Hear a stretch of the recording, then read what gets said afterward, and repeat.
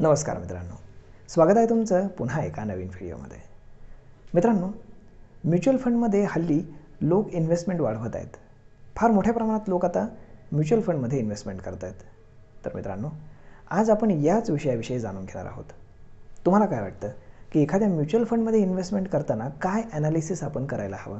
कुठला mutual fund तुमच्यासाठी सही राहील? आणि जसं आपण एखाद्या स्टॉकचं ॲनालिसिस करतो आणि त्यामध्ये तो अंडर व्हॅल्यूड आहे का की ओव्हर व्हॅल्यूड आहे हे आपण ठरवतो। त्याच्यासाठी आपण खूप सारे रेशोज पाहतो, बऱ्याचशा गोष्टी पाहतो, त्याचे फंडामेंटल्स पाहतो। परंतु म्युच्युअल फंडमध्ये हे कसं पाहायचं? कारण म्युच्युअल फंड म्हणजे त्यांचा कुठलाही बिझनेस नाही। ते वेगवेगळ्या स्टॉक्समध्ये, वेगवेगळ्या कंपनीजमध्ये ते स्वतः गुंतवणूक करतात, इन्व्हेस्टमेंट करतात। मग आता एखादा म्युच्युअल फंड आपल्यासाठी योग्य आहे का?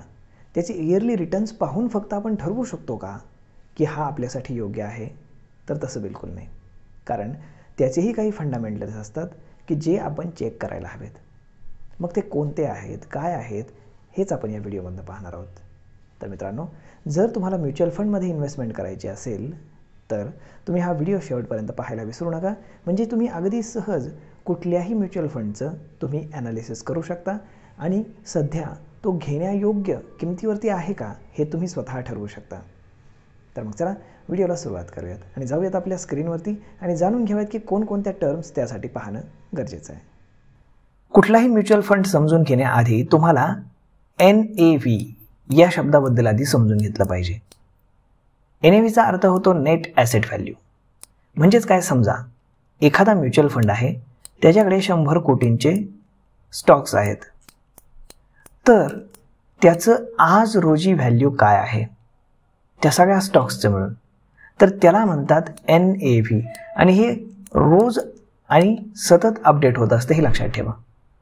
म्हणजेच काय, आपल्याला काय करायचं आहे, जर चालू असलेला स्टॉक प्राईस जो कुठला म्युच्युअल फंड तुम्ही घेत असाल त्याचा जर त्याच्या NAV पेक्षा जर कमी असेल तर तो तुम्हाला अंडर व्हॅल्यूड मिळतोय, तुम्ही तो बाय करू शकता इमिजिएट।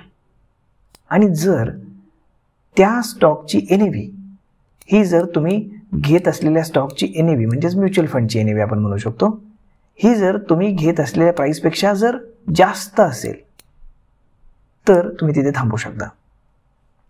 म्हणजेच काय, अगदी साध्या सोप्या भाषेत सांगायचं तर पहा, आदित्य बिर्ला सन लाईफ लिक्विड फंड आणि याची NAV हे तुम्ही कुठलाही तुम्ही म्युच्युअल फंड घेताय तर त्याच्या वेबसाईटवर जाऊन तुम्ही पाहू शकता, हे सातत्यानं अपडेट होत असतं। तर त्याचे नेट ॲसेट व्हॅल्यू आहे 382.164 म्हणजेच 382.16। मग आता आपण जर गुगलवरती याच आदित्य बिर्ला सन लाईफ लिक्विड फंडचा जर शेअर प्राईस चेक केला तर तो आहे 386 रुपये। ओके, म्हणजेच काय, याचा आपण प्रीमियम एक्स्ट्रा देतोय 5 रुपये, 4 ते 5 रुपये आपण एक्स्ट्रा पे करतोय। परंतु हे पे करण्याची गरज आहे का? तर बिलकुल नाही।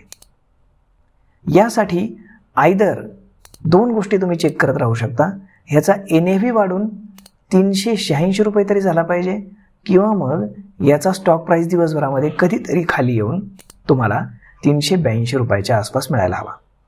जर 382 रुपयाच्या आसपास तुम्हाला मिळत असेल तर तुम्ही फेअर प्राईसला बाय करताय असा त्याचा अर्थ होईल। जर 382 पेक्षा जर हा कमी झाला तर तुम्ही अंडर व्हॅल्यूड बाय करताय आणि तुम्ही तो चांगल्या कॉस्टला बाय करताय असा त्याचा अर्थ होईल। आणि जर तुम्हाला याच्यावरती जर तो बाय करावा लागत असेल किंवा तुम्ही जर करत असाल तर याचा अर्थ असा होतो की तुम्ही तो ओव्हर व्हॅल्यूड बाय करताय।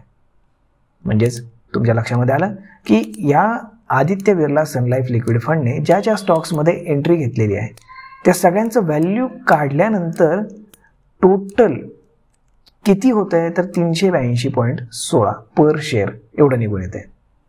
मग तुम्ही एक्स्ट्रा पैसे कशासाठी पे करताय? मग तुम्ही त्यापेक्षा स्टॉक्समध्ये एंट्री केलेली काय वाईट? म्हणून हे नेहमी कुठल्याही म्युच्युअल फंडमध्ये एंट्री करताना लक्षात ठेवा की त्या म्युच्युअल फंडची NAV आणि त्याची चालू असलेली स्टॉक प्राईस एकदा कम्पेअर करून पहा, म्हणजे तुम्हाला नक्कीच त्याचा अंदाज येईल। आय होप मित्रांनो, तुम्हाला हा व्हिडिओ, ही माहिती नक्कीच आवडली असेल। आणि जर आवडली असेल तर आपल्या जवळच्या मित्रमंडळींसोबत देखील हा व्हिडिओ तुम्ही शेअर करायला विसरू नका। धन्यवाद।